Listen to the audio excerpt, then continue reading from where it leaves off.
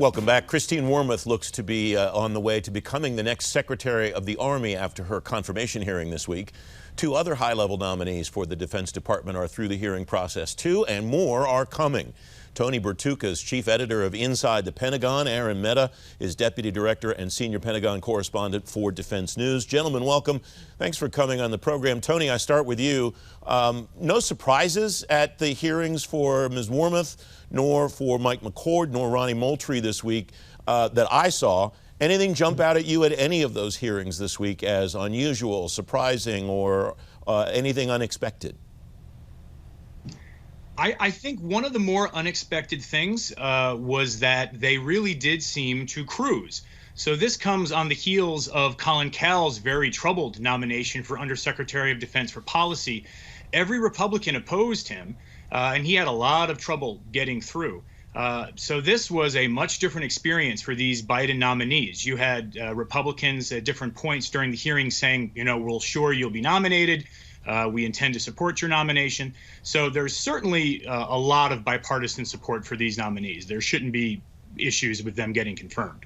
Aaron, the only thing at Mike McCord's hearing that struck me as unusual regarding the questions to him were the questions that involved his views on expanding the Defense Department budget. The paper that he was involved with the Deputy Secretary of Defense 2 years or so ago, not even really a lot of flack that he took there, and that's not really in the comptroller's purvey, is it, Aaron? Anything that you saw that was unusual in Mike's hearing or any of the hearings this week? You know, as Tony said, it was just interesting to see how little flack any of the nominees got after the very contentious call hearing. In regards to Mccord specifically, he was one of the people who helped draft the National Defense Commission, which is a document that was put together through Congress. It's something that Senator Jim Inhofe, who's the now top Republican on the committee, the minority, really holds up, literally holds up in every hearing, a physical copy of it, and talks about it as a guidance. Now, that document was built to basically say, is the national defense strategy that was put together under the Trump administration, under Secretary Jim Mattis at the time, the right process, the right way going forward? The committee came up with some suggestions, some solutions, one of which was certifying a number. We'd heard from Mattis that there needs to be 3 to 5% growth annually every year to make that national defense strategy happen.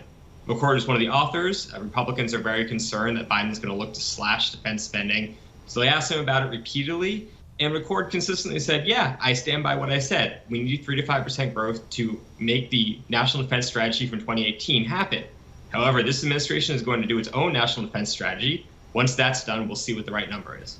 The answer then, in the way that you laid it out, I saw it the same way, heard it the same way that you did, and took the same message that all of these nominees, including Ronnie Moultrie, is going to do pretty much what we expect them to do going into the jobs that they're taking. Is that the message here overall, that the administration is trying to choose people that everybody's familiar with and everybody's comfortable with in the national security community?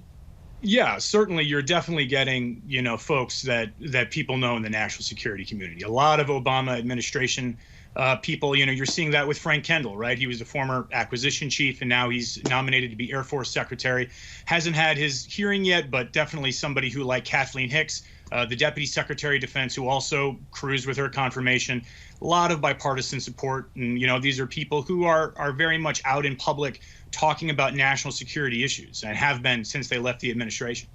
Aaron, Tony references Frank Kendall, that nomination hearing in the next several weeks. Is it possible that could have more fireworks maybe than we saw this week because of the nature of some of the programs inside the Air Force that Frank Kendall will have to answer questions about?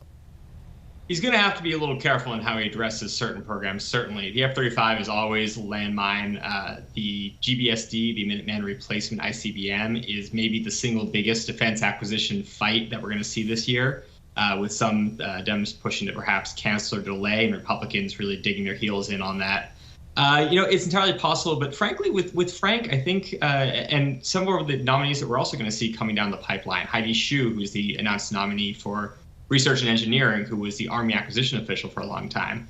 I think these are nominees who are going to have largely easy confirmations. You might not see the very friendly relationship that we saw with the Mccord hearing or the Deputy Secretary now Hicks hearing.